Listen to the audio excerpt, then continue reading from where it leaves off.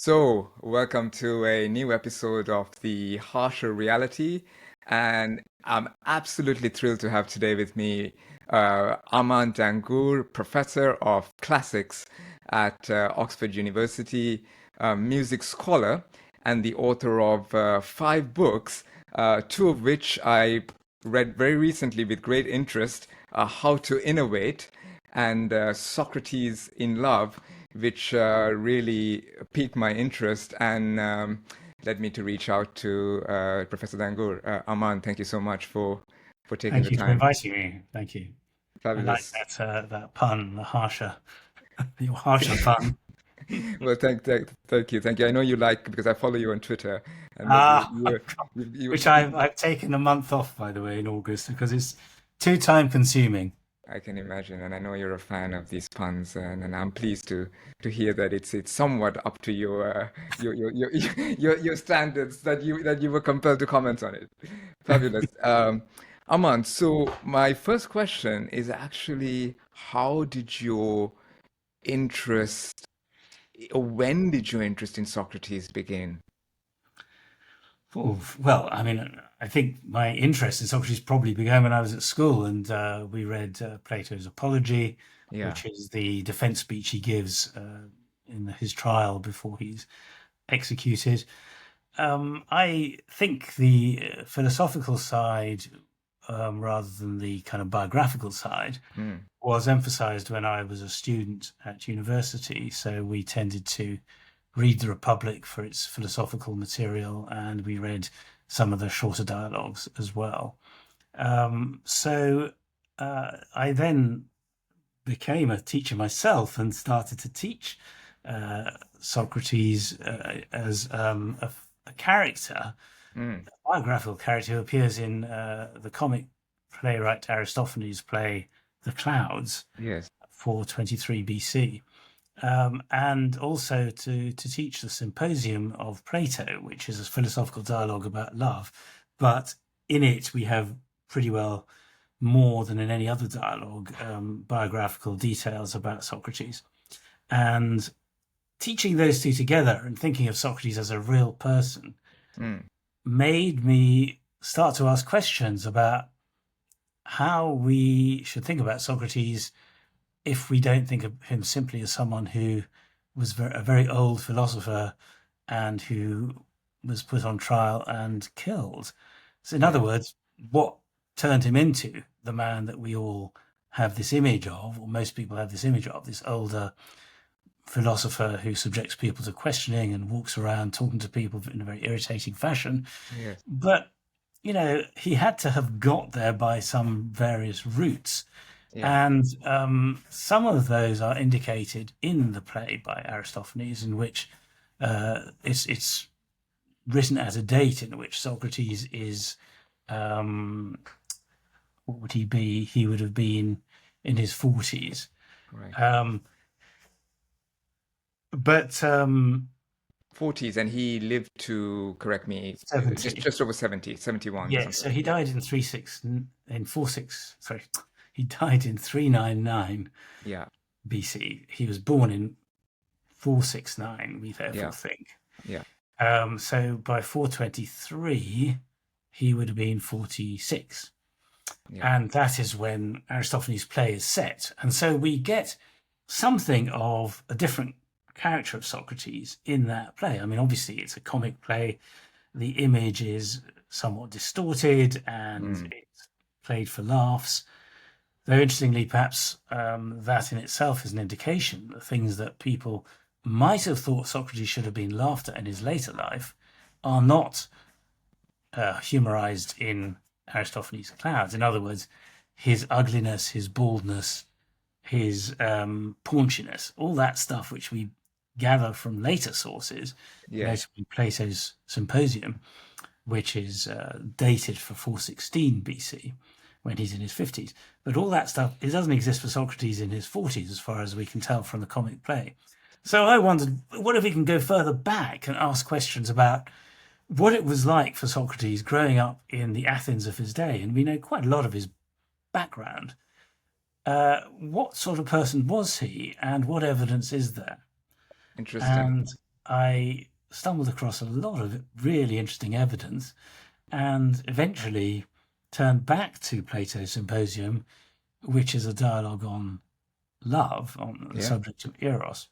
And I discovered that the woman who Socrates there claims to have taught him all he knows, the only thing he knows, which is about love, and is generally considered to be a fictional woman, is almost certainly based on a real woman of whom we know quite a lot, and of whom much of the material gels with the notion that she was actually Socrates' teacher. Yes. So of course we know of Socrates mainly through sort of Plato and Xenophon mainly, and a few others, as I'm sure you will tell us. How would you characterize the sort of general view of Socrates among scholars? And we'll come on to you. I know you have a slightly or very different the view among scholars, generally speaking, if there is such a thing. And is it fair to say that it's Plato's early dialogues that are generally seen as a sort of a more faithful window into the man and his ideas? I would love to get your thoughts on that. Yes, so there probably isn't a consensus, but what I would say is that most scholars concentrate on Socrates, the philosopher, Socrates as an older man. So if one is talking about biographically, the great emphasis is on the last 20 years of Socrates' life, in which he was walking around Athens, subjecting people to his elenchus, his questioning, and coming up with the notion that you can't necessarily come to a firm conclusion about what you know. In a sense, knowledge is always provisional. Now, that is reflected, as you say, in Plato's earlier dialogues. So apart from the quite biographical ones, such as the Apology, the early dialogues, the Crito, the Phaedo, and so on, have Socrates as someone who asks questions for which the answer may not become evident at all. Yes. And what Plato then goes on to do in the course of his life, in the next 30 years, is to write dialogues which he puts into Socrates' mouth, but which generally it is thought are Plato's own ideas. In particular, the idea of the forms is Plato's own, which gives you an answer. It's not Socrates' answer, it's Plato's answer. Yes. So what I would say, the scholarly consensus is that Socrates is this old philosopher. He's generally thought of as poor because he walks around Athens in threadbare clothes and unshod. And he subjects people to questioning. He tells us in the Apology, or Plato puts in his mouth in the Apology, the idea that he was instructed by the god Apollo at his oracle,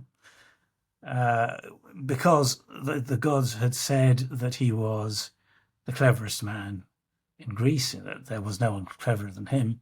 So in a sense, that led him to his mission, which was to find out what it is to be clever.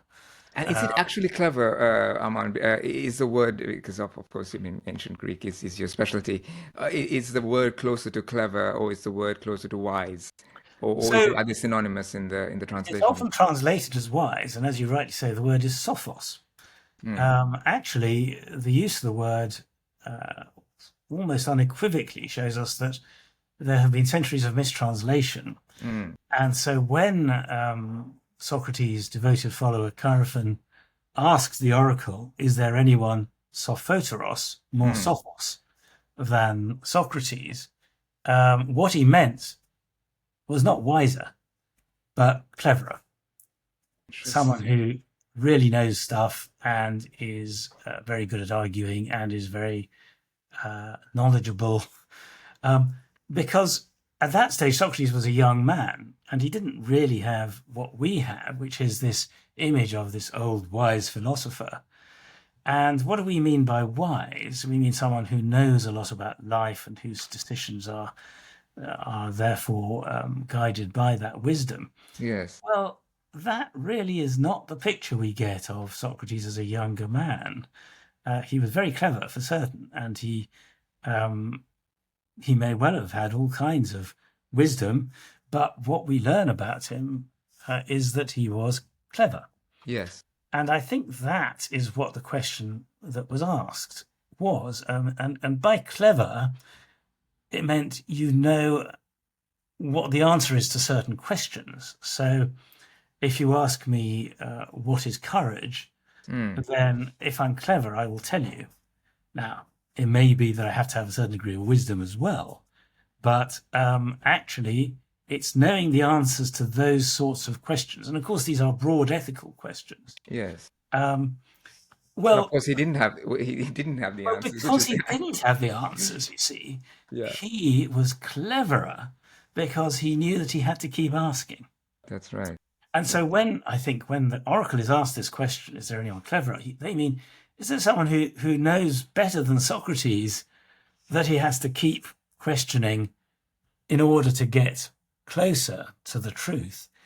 And Socrates' own solution to this was, he said, I talked to a lot of people who were known to be clever. Yes.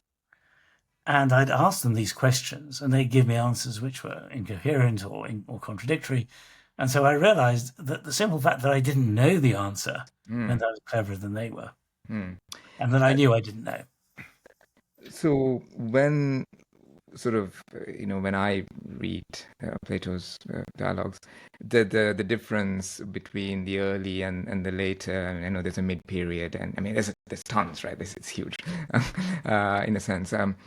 The mid period is a sort of a bit of a funny one. The difference is almost like, if I look at the Eastern sort of philosophies, it's almost as stark as the difference between, let's say, Lao Tzu and Confucius. If I take a big picture, a view of what we have with Plato, leaving Xenophon aside for a second. As a scholar, so you've identified this sort of, there's the biographical Socrates, and then there's the philosophical, his teachings, if you will. Yes. And if we consider the philosophical side of things and kind of the coherence, what is your own view? So just leaving biography aside, when you look at the body of work, when you've grappled with this for, I don't know, decades, right? Yes. So how would you sort of say for yourself, well, you know what, maybe the early stuff definitely, and the latter stuff definitely more likely to be played on the philosophicals? How would you? Yes, well, I think we are helped here by Plato's great pupil Aristotle, who actually specifically says Socrates was not interested in the forms, so he separates him from Plato. Yes. He already tells us that he had no interest in the forms. He was interested in two things, he says. One was definitions, so making people answer the question, what is courage, what is love, what is truth, what is knowledge? Yes. Not just what is an example of it, but what is the thing itself. Now, Plato's answer was there's a form that is beyond this realm, but that wasn't Socrates. But he was interested in defining those concepts. And of course, these are big ethical and epistemological concepts. So if you're clever at asking those questions, then you could be thought to be wise as well. So Sophos clearly has got that overlay of wisdom, which I'm not denying. I just think we have to reckon on what it was originally. But yes, so that was one thing Aristotle says he was interested in. The other was he wanted to move from the particular to the general. Yes. So that's related, of course. So, if you say, what is love? And you say, it's when you feel this intense emotion because you are in love with a person. He would say, yeah, well, that's one example. But, somebody else could love their pets or love God or love food. So I want to know what love itself is. And don't just give me an example. Give me a general view. Yes. So those are the two things Aristotle says he was interested in. And, of course, the other thing was his own method of examination, which was to strip away falsehoods in order to get to the truth. And these are the things that you do indeed find in those early dialogues. So, for example, in the Meno of Plato, he asks, what is virtue? What is excellence? Arete in Greek.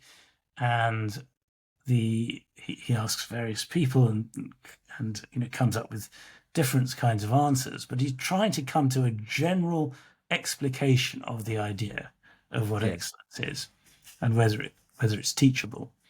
And he comes up at the end with, well, we don't really know. We don't know how people achieve excellence. Maybe it's by some kind of divine dispensation, he says. Yes. So that sounds to me very like the authentic Socrates. I think Plato is representing him well. He's not saying, well, we've got the answer at the end of it, and the answer is, in the forms or whatever. Yeah. So I think we should accept what Aristotle says and see a picture of Socrates as a man who was always applying his method of questioning to broad questions of how to live, and that's the important thing. Socrates was interested in what he called Psychē, the soul of the human being. Now, soul, again, that's just one translation of the word. Psyche, Psychē, personality, being, moral being. These are all things that Psychē mean. And what would you say is, sorry to jump in, Armand, it's because you listed these fantastic possibilities. What do you feel if you were pressed to use a word? It's difficult, I guess. I mean, the cultural context matters a lot and we can't transport ourselves back, but you're the best person to ask. What is your preferred word? I think we have to use the word soul, partly because the word soul is itself ambiguous. And some people have a view that the soul includes knowledge, and others have the view that it includes ethical knowledge, and so on. Some people think of the soul as the seat of the person.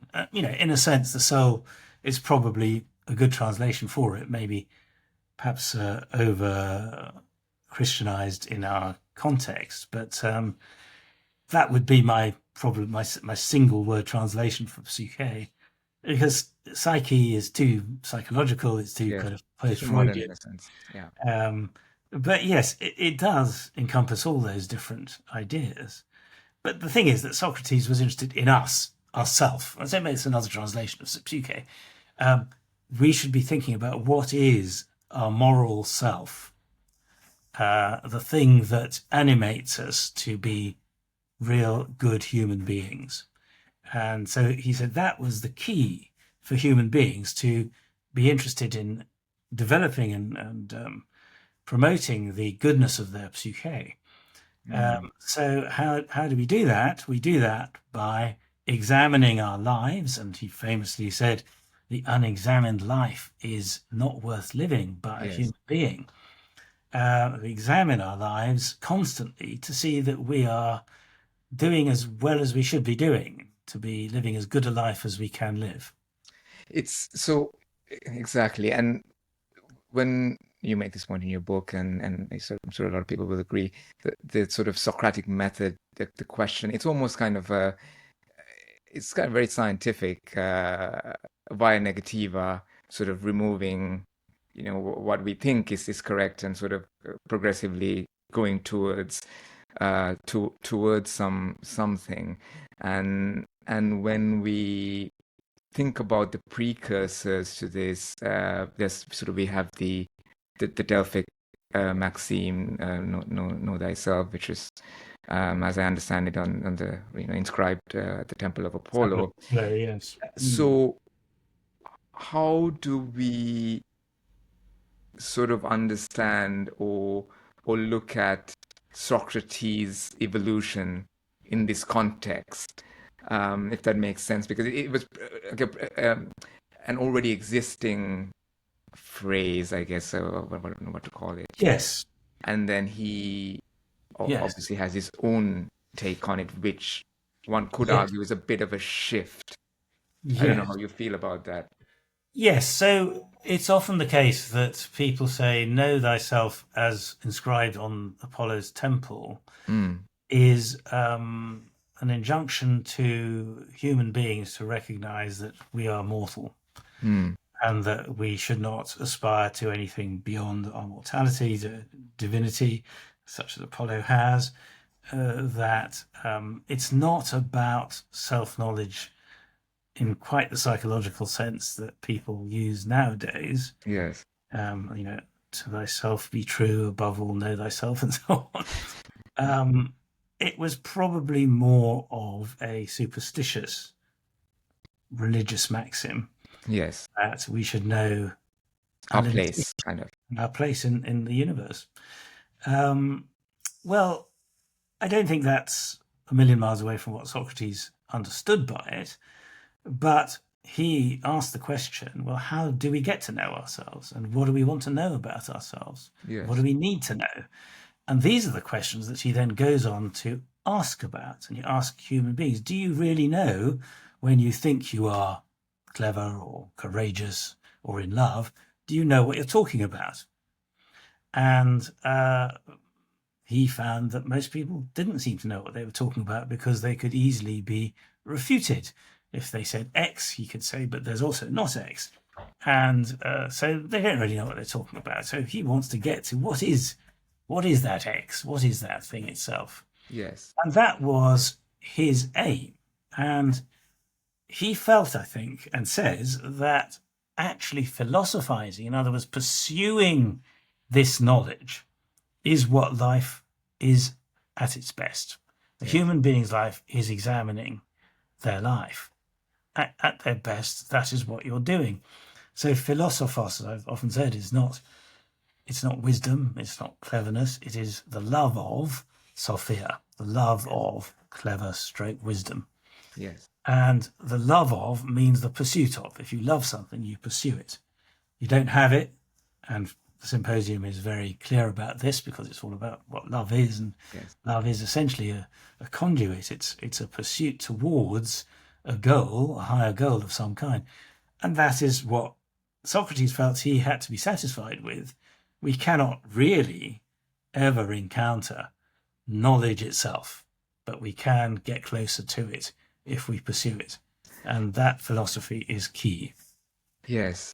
And you'll have to excuse my pronunciation when you please jump in. I think is it the first Alcibiades? Is that how you say? Alcibiades. Yeah. Alcibiades. So I remember a lot of the early dialogues, there's a lot of sort of via negativa kind of questioning, leaving it open. And it always struck me, and it'd be interesting to hear what you think, that in the first Alcibiades, he sort of seems to drive the dialogue seems to, towards the end, kind of settle on self-knowledge being about virtue, but virtue being somehow undefined. I wonder, it could be the translation, I forget who translated it. I wonder if you picked up any such sort of attribution or equation of self-knowledge to, is it arete? Arete.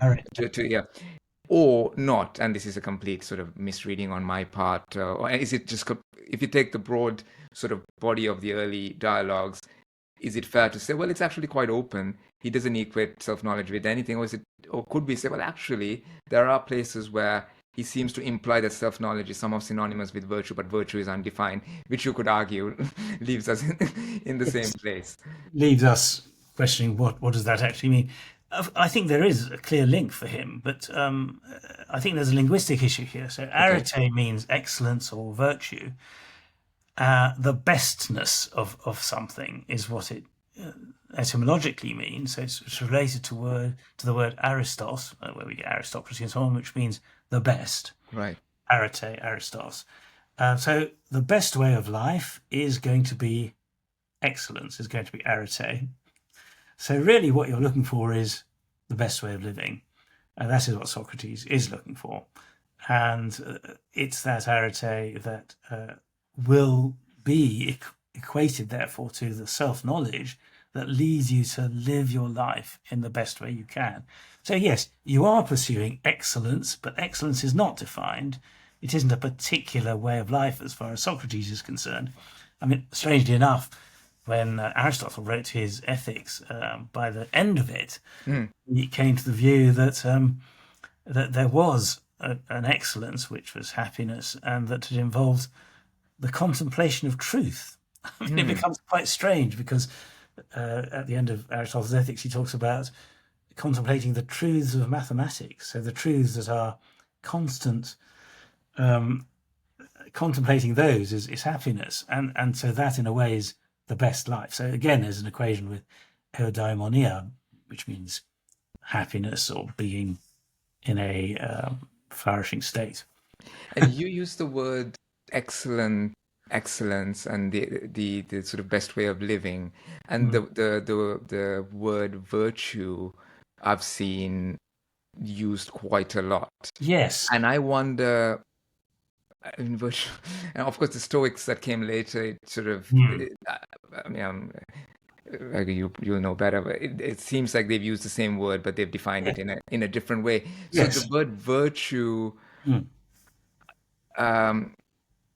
what do we make of it in terms of an English translation? Would you say, like, I really like your phrase. It's much more intelligible. It's kind of straightforward. Excellence. What's the best way of living seems very straightforward. What's the best way of being? What's the best way of being? Yes. Rather than this word virtue, which is sort of an enigma. Yes. Yes. Well, you see, you can talk about, and Plato does, the virtue of a horse or the virtue of a knife. So it clearly doesn't mean moral virtue necessarily. It does for a human being if you believe that our Psychē has a moral life. But for a horse, the virtue, the arete, the best way of a horse being is for it to be strong and fast. But for a knife, the best way of being is it to be sharp. And so, and you can talk about that in Greek. You can say, what is the arete of an object, or what is the arete of an animal? Yes. And so, in that sense, you ask yourself, well, what is the best way for a human being to be? That is a human being's arete, and that is what one is pursuing. I see. So it's rather than, I mean, if you use the word, it has to be understood clearly in that context, that they're inquiring still. It's not an end state that has been, even though Plato may have later on. Yes. No, so it's not a fixed idea of this is how you've got to be, but it is, what are the things that are peculiar to a human being that makes certain ways of being excellent, ways of being virtuous. And those things are rationality, for example. Our minds are unusually developed compared to animals and objects. So we have to use our rationality. This is what Socrates clearly believed. And we have a moral sense, and we therefore have to understand that moral sense has to guide us. We know what is good and bad. And so to be excellent, one has to pursue the question, what is it best for me to do and to be in relation to whatever I happen to be doing?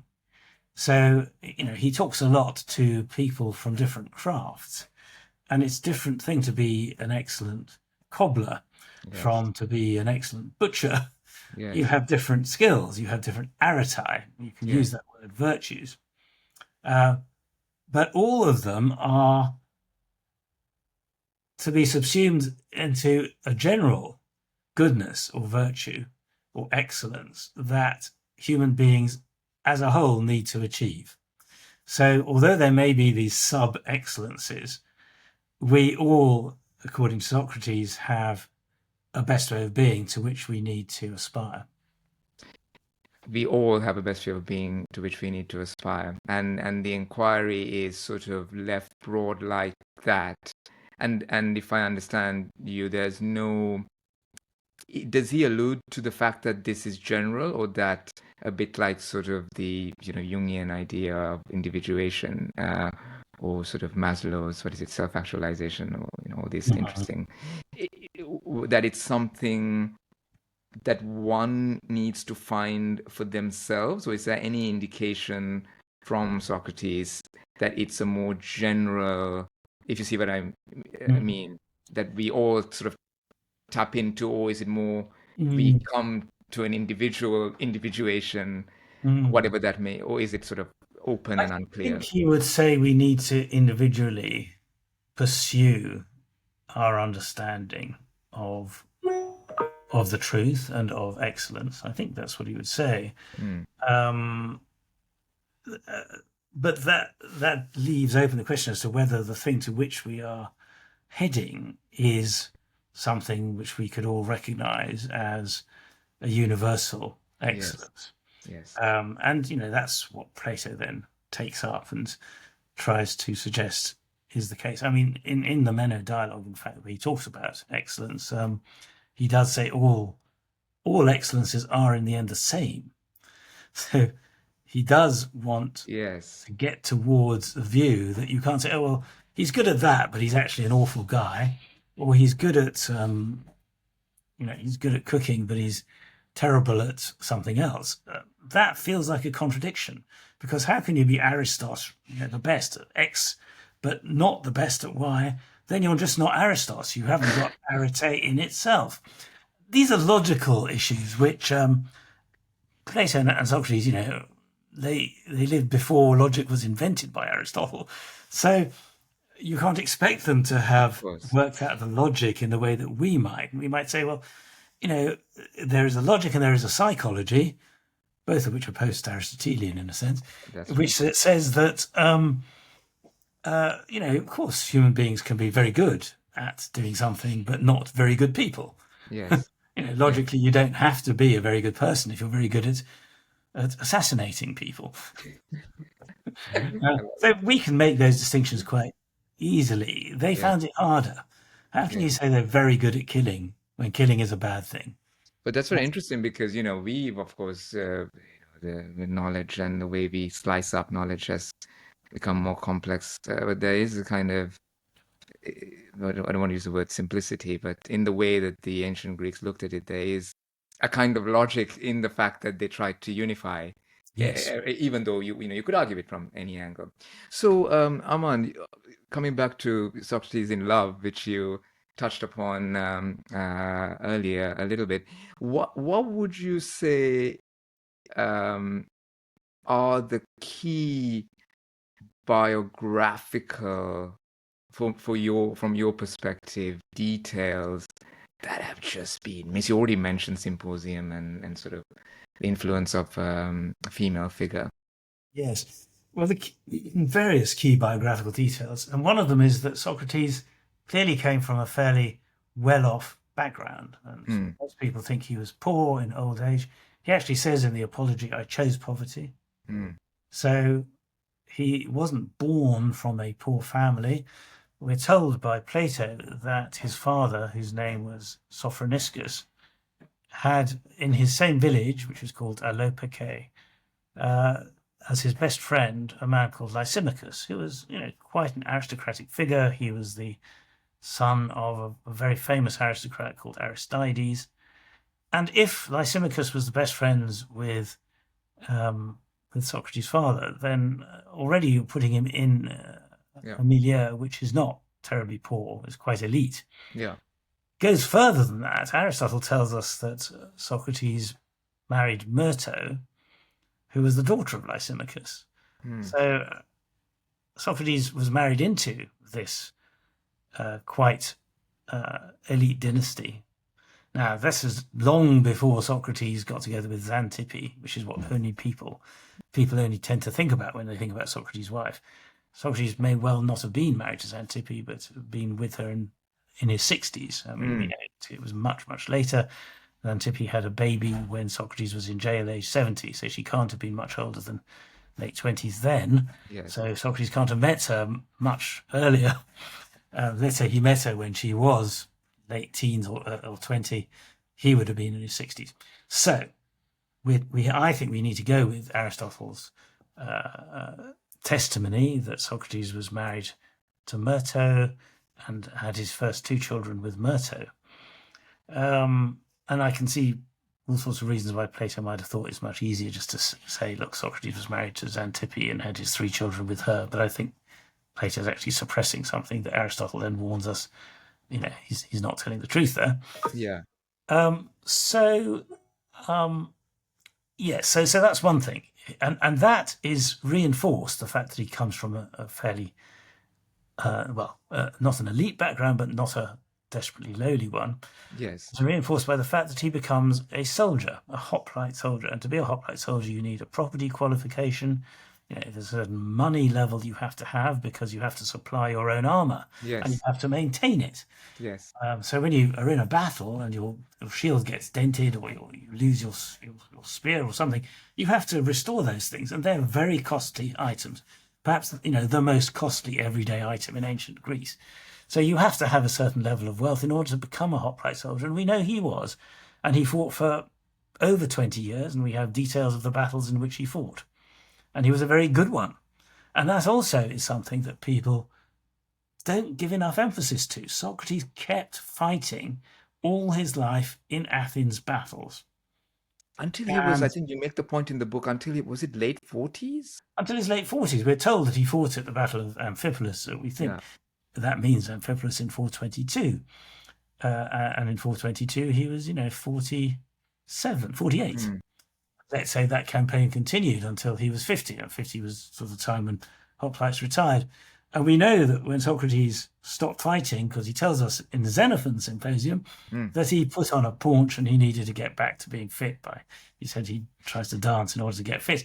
So the paunchy older Socrates that you get is the one who is no longer fighting, the one who is after the age of 50 has stopped fighting. And so when we think again about Aristophanes' play, another source in which Socrates is a central character, and this is not a paunchy Socrates. This is a 47-year-old Socrates who is the head of a school in Aristophanes' comic imagination, teaching people scientific matters. So that's another thing that is seen to be biographically incongruous with what we know about Socrates. People think he was all about ethics, he was not about science, and yet we're told by Plato in the Phaedo that where Socrates himself says, I was very interested in scientific matters, in how the brain works and how the blood circulates and so on. But I realized we couldn't get to clear answers about these things. So he was very clear about that. In a pre-scientific world, we don't know where thinking comes from. You can't dissect the brain and say that's where thinking comes from. Yes. Still can't. Yes, absolutely. But what you can do is say, how should we live? And that's what he said. We need to, therefore, focus on ourselves. I mean, there's a very fascinating parallel with Sigmund Freud, who was a scientist, and he was dissecting eels, trying to look for their gonads, the way they reproduce. And in one account he could never find them, in another he did. But he decided that that's not going to get you to understand how the brain works. So he said, we have to move to psychology, think about the way human beings tick. Absolutely. And when we sort of take this sort of biographical insight, does it in any way, from your perspective, change the way you approach the philosophical insights? That's a very important question, and a pretty key one for most people. I mean, so we now know, let's say, that Socrates was a soldier, that Socrates was taught by a woman who, one ancient source, the pupil of Aristotle, tells us actually he was in love with, or they were together with. What difference does it make to his philosophy, to what we know about him? Well, I think one thing we can say is that he philosophizes about things that he knows, and that's, I think, quite important. So there's a whole dialogue called the Laches, which is about courage, which is subjecting people to questions about what is courage. I read it last night in preparation. Okay, well, Feel the Fear and Do It Anyway is the title of a well-known popular book, which, in a way is one definition of what courage is. It's not that you have no fear, because then you wouldn't be courageous. You wouldn't be combating that fear in order to fight well. And so that's about courage, about essentially physical courage. And I think knowing that Socrates was a soldier and that he was in a position where he might often die or have to kill someone, we don't know if he ever did actually kill someone, to be in that position, I think it's helpful for us to think that this is a man who philosophizes about things that he does have personal, in-depth experience of. And I think that's also very important with the Symposium, where we have a philosophy of love from someone who is not a secular saint, which is this image. He's not someone who never had sex or never enjoyed it or never had, had sexual thoughts and so on. In fact, Plato's dialogues make it pretty clear that he did. The Charmides begins with him looking at a boy's chest and saying he is inflamed. And it's pretty clear. I mean, even if someone knew nothing about just reading sort of Alcibiades' dialogues, and it becomes very clear that there is a very strong connection between the two as potentially lovers. Yes, well, they probably were lovers, but Exactly. Plato goes out of his way to suggest that Socrates was this man who managed to sleep with Alcibiades. Alcibiades tried to seduce him. Alcibiades, this younger, beautiful man, and Socrates didn't touch him. And now this might be true on that particular occasion. It might be true. It might be true generally. I mean, we are not in a position to say, though. Other ancient sources said if Socrates had desired Alcibiades and slept with him, it would not be surprising. Yes. He desired him and not slept with him, he would have been a fool. Yes. That's what one ancient source says. So I don't think the ancients would have been too concerned about the idea that Socrates had a very, very, very, very vigorous, both heterosexual and homosexual life. And some of the later sources, which are perhaps not quite as credible, but may have picked up something from earlier biographies, say that he was an extremely vigorously sexual man until he became a philosopher. So when did that happen? In his 20s? He was, after all, still a fighter in his 20s and his 30s. And when did that happen in his 20s? So you posed the question, you answered it, but is that how you see it? That he sort of became... Well, actually, we have an ancient source which tells us that he was interested in philosophy much earlier on. Okay. Well, we have several. In Plato's Parmenides, we're told that he met Parmenides when Parmenides was a very old man and Socrates was very young. So given the dating, it's possible that, we're talking about a 10-year-old Socrates meeting the aged philosopher. So it suggests that there was already some draw towards these great philosophical characters. But we're also told very precisely that when he was 17, he visited the island of Samos with his lover Archelaus. Now, Archelaus was a famous philosopher of the day, friendly with Pericles. He was an associate of Pericles' favourite philosopher, whose name is Anaxagoras. So if at the age of 17, Socrates had this older man as his lover, then he surely would have known Anaxagoras, he surely would have known Pericles, he would have known a whole circle of elites and of philosophers. So he went to Samos, the island of Samos, and at the time, the most famous philosopher in the Greek world lived on Samos. His name was Melissus. So it strikes me that, although we don't know for certain, that the reason Archelaus, the older philosopher, took his young beloved Socrates to Samos at the age of 17 was probably to visit Melissus, to have a philosophical dialogue. So I think that we can probably say that Socrates was fascinated by the idea of philosophy, of thinking about life and existence. And remember, the pre-Socratic philosophers, as we're so called, were more interested in questions of how the universe began and what the physical nature of the universe is. And, that's the kind of thing Melissus would have spoken about, Archelaus would have spoken about, Socrates would have been interested in up to a point, I think, until he realized that those are questions to which there are even less clear answers than there are to how we should live. Yes. And that's when he breaks off and becomes a philosopher in his own right. Now, why does that happen? My thesis is that part of it is encouraged by his meeting in his 20s, and we can kind of date this fairly securely, around 450 to 445. That is when this amazing woman, Aspasia, comes from Miletus in Asia Minor and is then sewn into the circle of Pericles, in which we have just seen Socrates is already located. And so he's bound to have met her. Age 20, he would have met this 20-year-old, beautiful, clever woman who, we're told, sets up salons in Athens, to which Socrates goes, along with other elite Athenians. Mm. And those salons talk about love and companionship and marriage. And she's a kind of life coach for married and unmarried Athenians, as far as one can tell. This is the little that we get in the sources. Yes. And I think Socrates is captivated by her. Clearchus, who I mentioned earlier, actually says before Aspasia was with Pericles, she was with Socrates, and she is with Pericles around 445, age 25. Pericles, most important man in Athens. Mm.